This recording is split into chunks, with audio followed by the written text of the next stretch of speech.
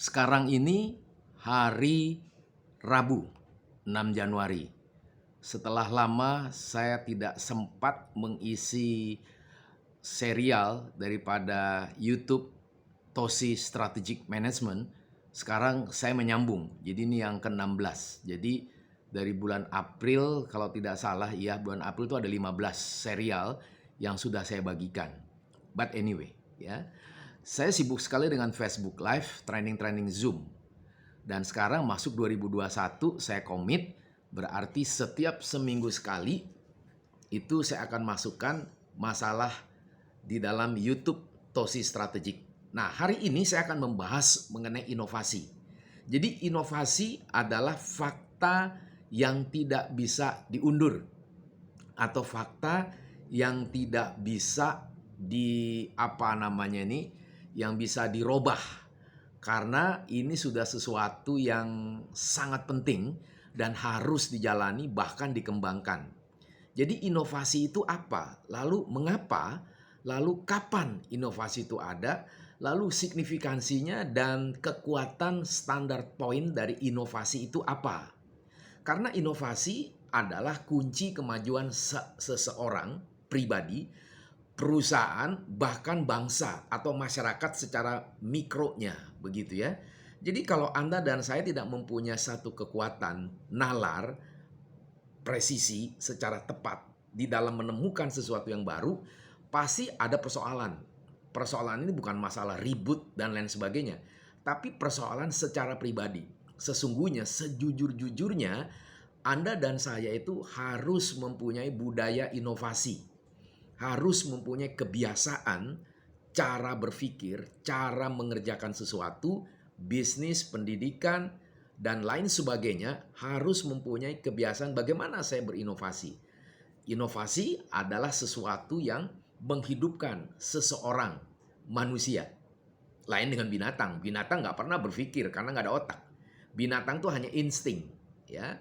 Jadi inovasi bagi manusia itu menuju sesuatu yang jauh ke depan dalam arti waktu.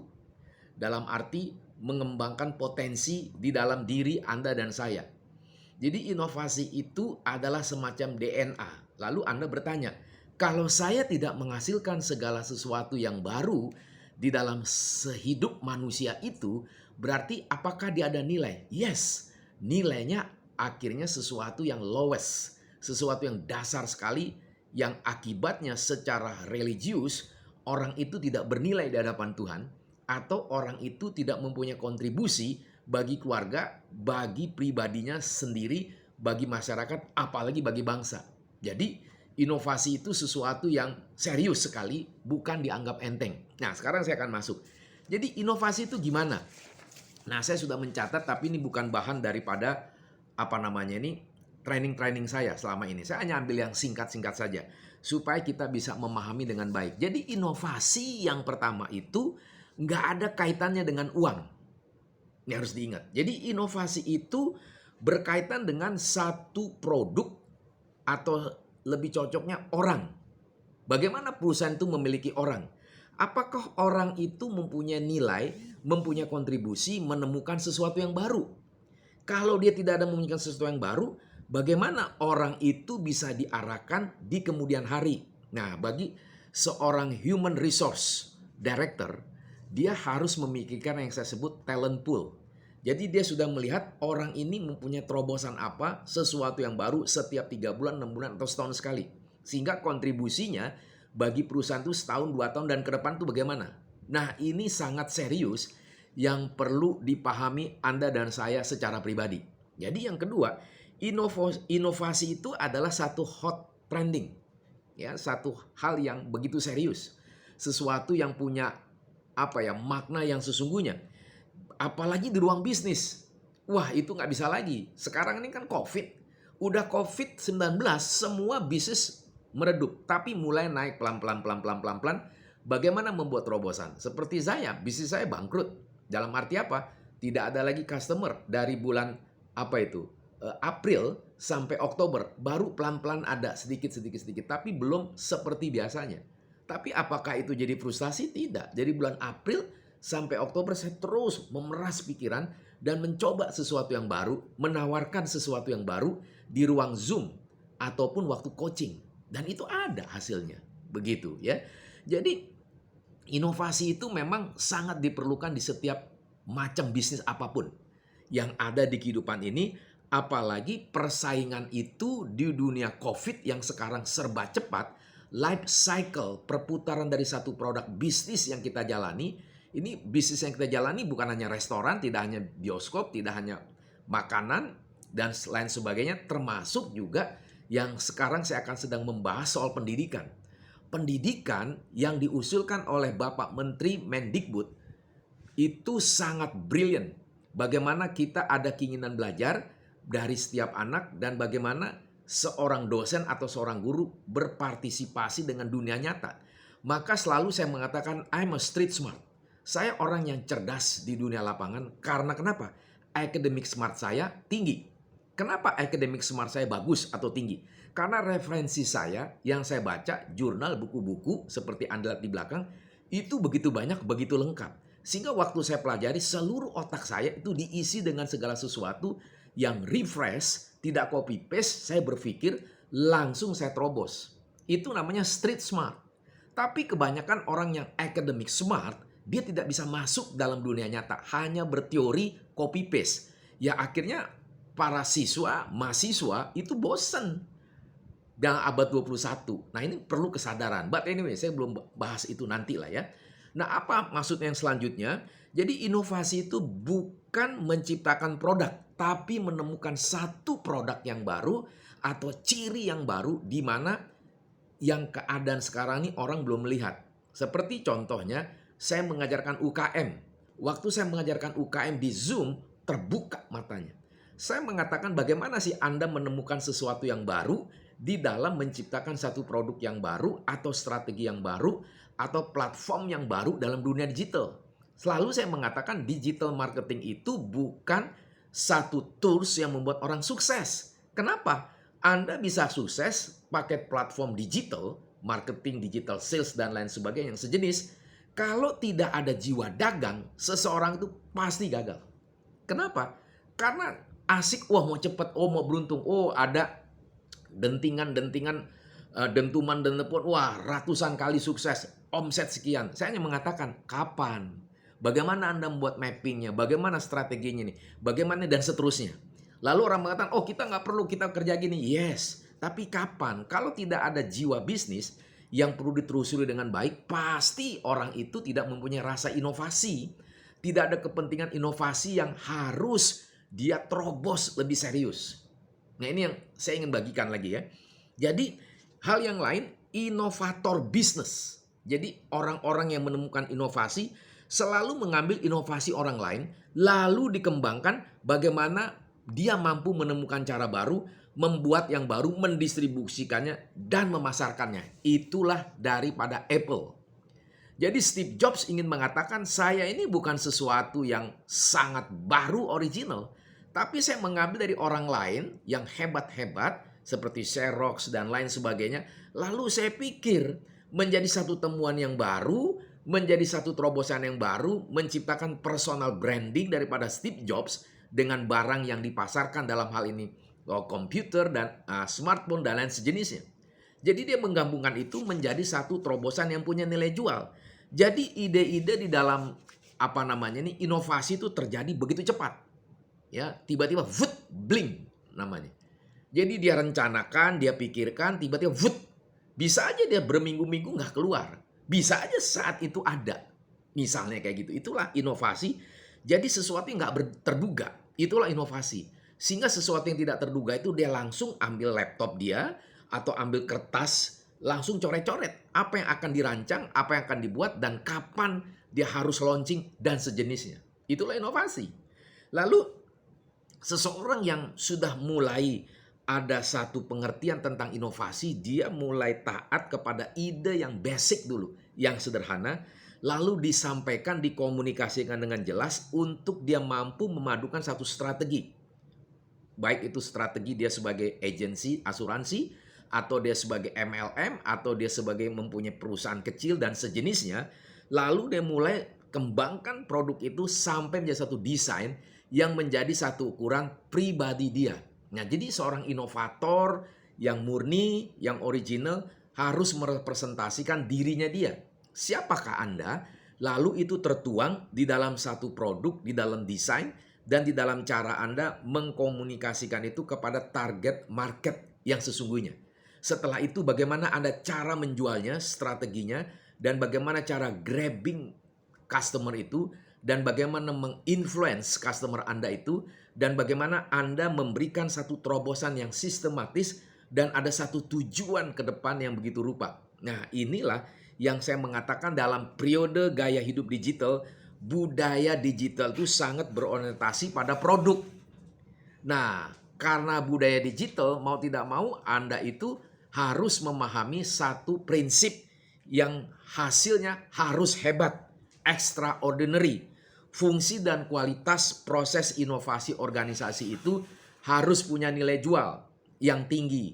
Karena kalau ada nilai jual yang tinggi, Anda tidak akan pernah dilupakan.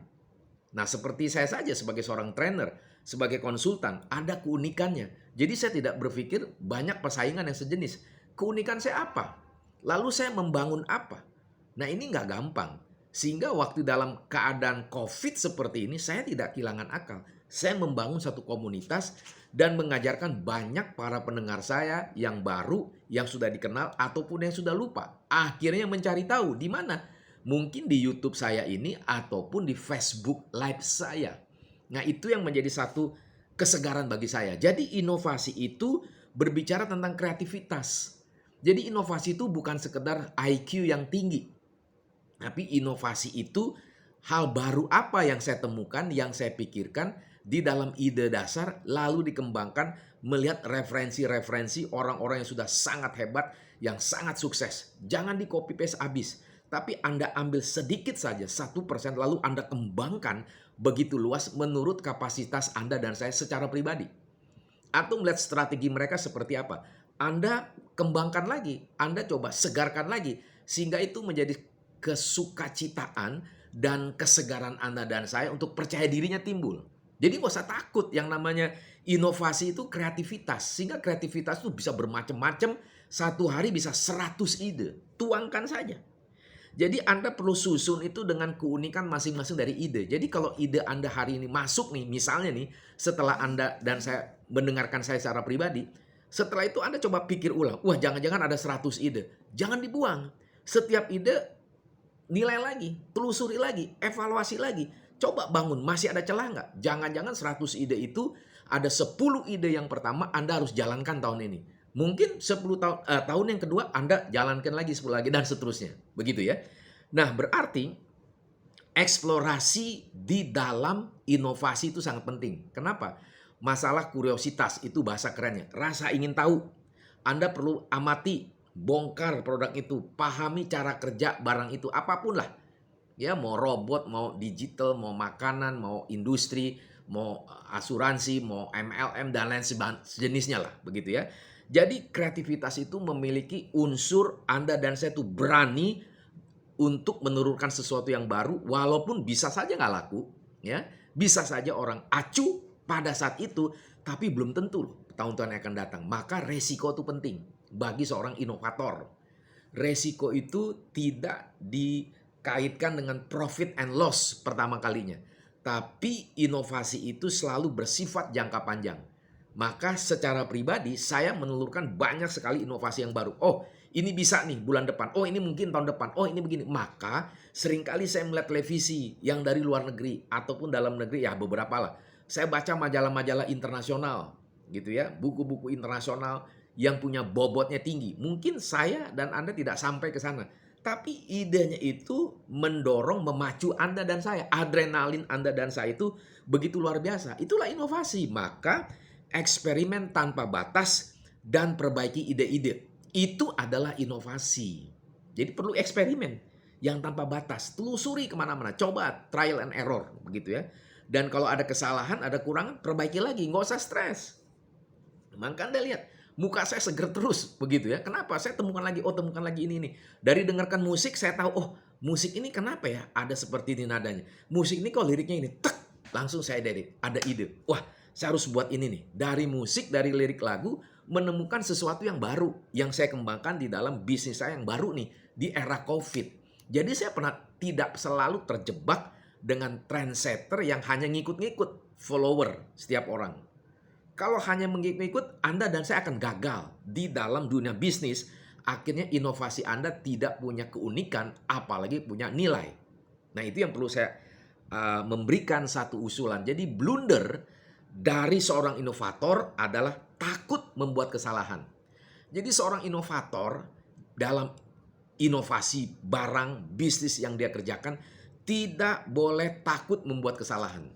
Semakin membuat banyak kesalahan, semakin Anda yakin menemukan kelemahan Anda, celahnya itu Anda sempurnakan. Kalau sharpen mind, pikiran yang tajam itu Anda tidak malu untuk memperbaiki yang salah dan mengatur lagi dari dasar, nggak apa-apa.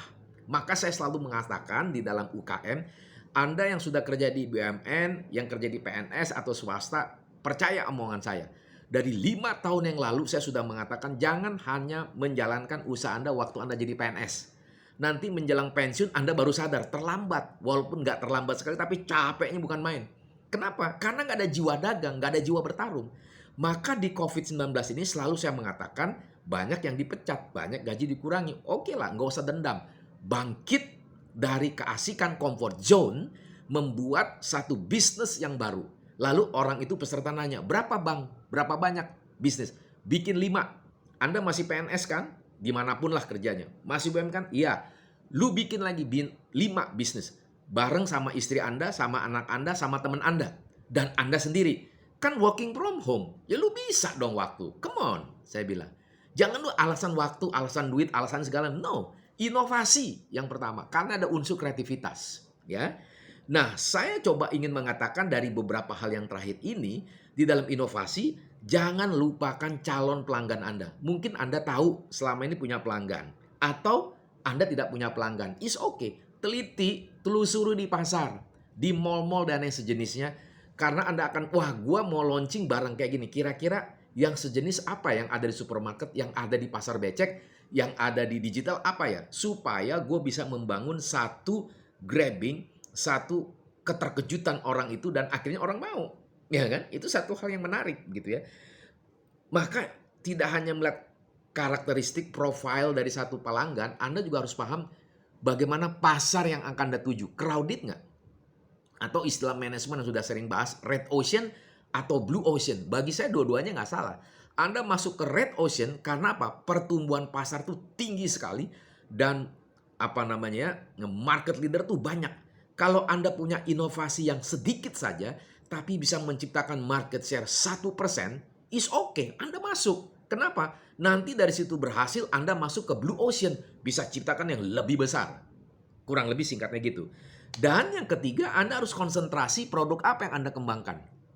Pasti ada referensi, jangan malu untuk belajar, tapi jangan males untuk menelusuri lebih dalam referensi yang banyak. Surveilah ke pasar, surveilah ke toko buku, belilah buku-buku, lihatlah di YouTube orang-orang yang hebat yang ada di Cina, yang ada di Eropa, di India, di apalagi itu di Amerika, apalagi itu sesuatu negara yang super power di dalam bisnisnya, di dalam pengetahuannya. Maka kekurangan Anda bahasa Inggris, ya Anda kerja keras lah, atau minimal tahulah perlu didampingi oleh teman Anda yang ngerti bahasa Inggris atau anak Anda, dan seperti itu maksud saya begitu ya. Dan ingat, inovasi itu punya motivasi selalu berbeda, nggak boleh sama. Karena kalau itu sama berarti Anda bukan seorang inovator. Anda akhirnya dicuekin, nanti numpuk stoknya, Anda rugi, begitu ya. Jadi kalau Anda dan saya rugi itu kenapa? Kalau masalah Anda ikut terlalu habis-habisan, copy paste, itu memalukan. Tapi kalau Anda sesuatu yang baru, tapi orang belum beralih, is okay. Anda rubah lagi strateginya, tapi saya nggak bisa mendalam di sini. Anda buat satu mapping. Anda mungkin fokus ke pasar yang mana. Mungkin Jakarta, nggak semua ke Jakarta. Fokus Jakarta mana. Oh, Anda fokusnya Surabaya, Surabaya mana. Nah, itu mulai masuk yang kecil-kecil, seperti itu ya. Maka saya seringkali tersenyum-senyum gitu ya. Digital marketing, oh bikin begini, bikin begini. Ya oke, tapi sampai kapan? Until when you have kind of the market. Karena itu perlu ketajaman analisis. Jangan kita dinina-bobokan segala sesuatu yang gampang. Gitu ya. Jadi Anda harus berkonsentrasi di dalam inovasi kreativitas. barang yang diluncurkan selalu berpikir di dalam jiwa yang paling dasar, apa yang selalu saya bikin ini adalah menjadi yang terbaik, ya, atau terkaya. Bukan, tetapi menjadi segala sesuatu unik.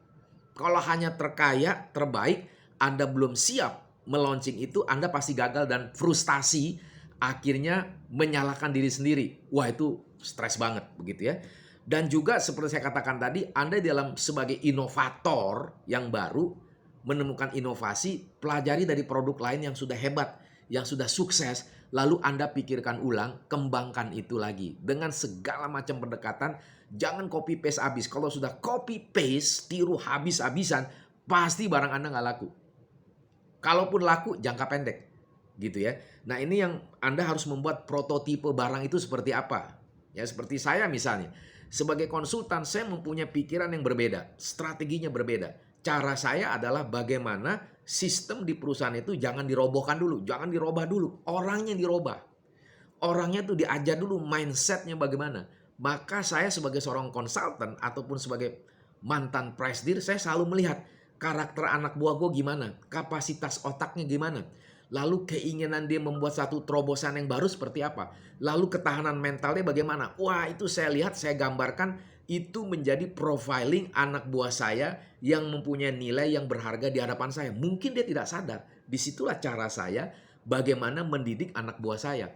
Nah, hal yang lain adalah Anda harus setelah melonsing itu tanya kepada orang secara random, barang gue gimana? Ada keluhan nggak? Anda tahu nggak barang yang ini? Anda tahu nggak harganya ini mahal apa enggak ya? Anda tahu nggak barang yang dijual ini Anda dapatnya di mana? Nah, semua itu basic loh sebenarnya. Semua itu bukan sesuatu yang susah loh. Semua itu di dalam bicara inovasi yang sederhana saya bagi ini adalah satu kunci kekuatan bagaimana kita mengembangkan sesuatu yang baru. Oke ya teman-teman, jangan lupa subscribe dari YouTube saya ini dan Anda boleh sebar, Anda komen juga nggak apa-apa. Komen misalnya, tolong Bang Tumbur bikin tema yang ini dong, saya pingin digali lagi. Atau tolong Bang Tumbur bisa nggak Zoom-nya dikasih tahu sama kami supaya saya bisa daftar. Saya Zoom-nya ada yang free juga untuk komunitas. Ada Zoom yang juga berbayar. Ada juga misalnya Zoom saya berbicara soal kelas mini MBA. Jadi pelajaran-pelajaran yang sudah kelas pasca sarjana, tapi diajar, dididik oleh orang-orang saya dengan teman saya yang praktisi. Jadi bukan orang dosen murni. Maka saya selalu dibilang street smart. Orang yang sangat memahami di dalam konteks pasarnya. Tetapi academic smart saya juga kuat karena saya banyak baca. Jadi bukan teori-teori baku. Seperti saya tadi bicara kan kelihatan. Saya sebagai seorang street smart. Tapi kontennya dalam academic smart bagus. Nah ini yang bukan membanggakan diri. Tapi processingnya itu sudah dialami. Ya, jadi teman-teman ingatkan terus. Apa yang Anda mau komen di dalam YouTube saya sebagai subscribe, oke. Jadi nanti saya setiap minggu sekali tuh ada satu karena saya banyak ngisi YouTube ya, yang untuk orang Kristen, ada YouTube untuk apa namanya nih Tosi, ada juga saya membuat apalagi di sini ada Instagram ya. Di Instagram saya temanya beda-beda loh teman-teman, bukan sama ya. Begitu juga di Facebook Live saya. Kalau Anda teman-teman saya pasti ngeliat Facebook saya itu sangat kreatif dan banyak terobosan yang segar. Itulah jiwa saya. Jadi saya tidak mau hanya pada satu fokus tapi memperluas, memperkaya saya jadi saya seger terus. Oke, ya subscribe. Jangan lupa. Thank you.